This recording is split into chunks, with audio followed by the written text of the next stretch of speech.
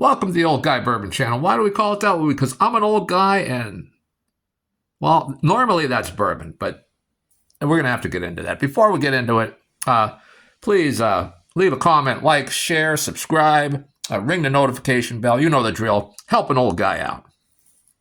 So what we have here today is Old Overholt Cask Strength, aged 11 years, and it's a rye.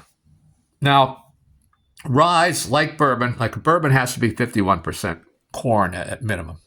It could be more, but it has to be at least 51% corn.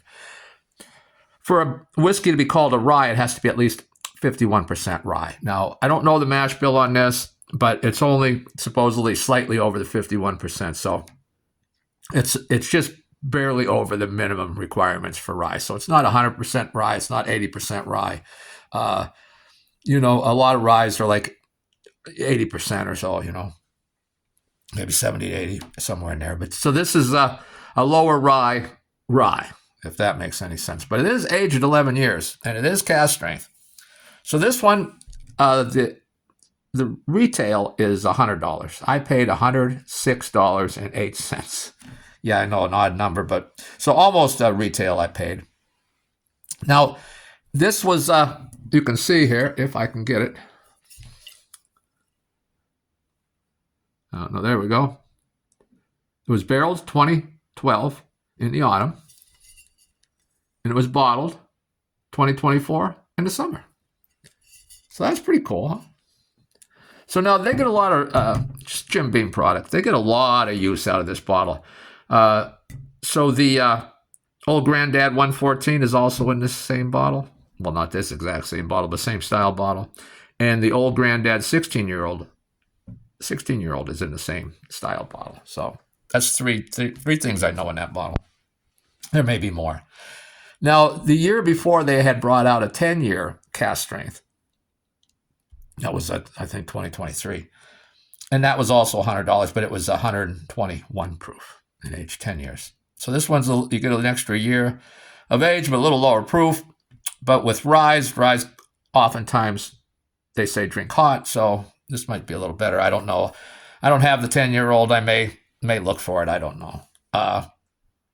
But let's get into it, huh? I would say a nice dark amber.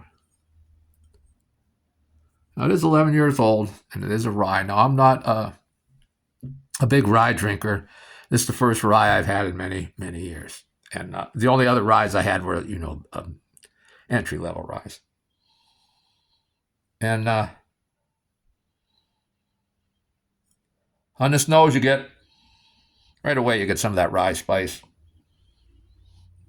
But you also get, common bourbon notes of cinnamon, vanilla.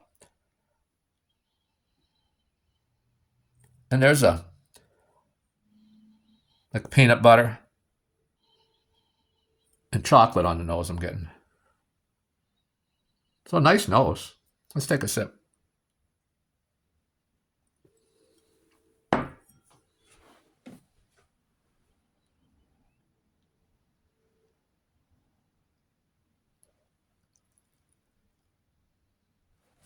Now, the first sip of the day is often, hot. A lot of that ethanol comes through because you're not acclimated to it. And there's definitely heat there. It is 107.4 proof. Not overly hot. We'll see on the second sip. But man, nice creamy mouthfeel on the thicker side, more viscous side. Not terribly thick, but definitely some thickness there. Really pleasant mouthfeel. That vanilla comes right through, getting that rye spice. A little tiny hint of mint. Some tobacco, some caramel. Again, that peanut butter and chocolate. Very nice. So far it's got a great nose and a good palate, which it should have for $100, right?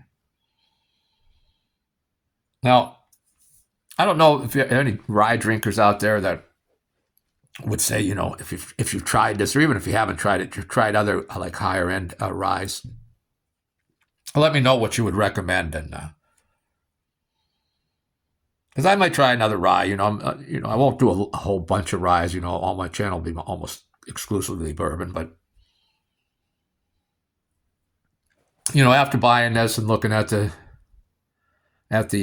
mash bill, which I couldn't really find, just said it's a little bit over 51% rye. I guess they do make Old Overholt, which I don't have to look for. I think it's called a Monongahela rye, which is like 80% rye, or maybe it's a Pennsylvania rye they make. I know they have one that's a higher rye, but it's not cast strength. So that nose again is very nice. That peanut butter and chocolate's coming through. And I guess, the Jim Beam nuttiness, but this is a very pleasant peanut butter. Peanut buttery, but with chocolate overtones. And the vanilla again, the cinnamon, some caramel on the nose. Very, very nice nose. Let's get in that palate again.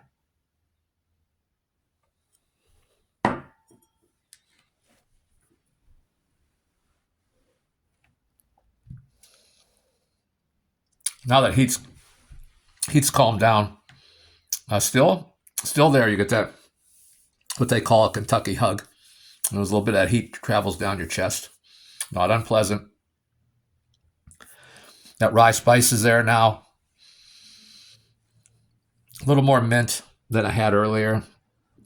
Not overly minty, but you're getting some mint, more mint than I had on that first sip. Caramel, tobacco, some vanilla, maybe a little leather.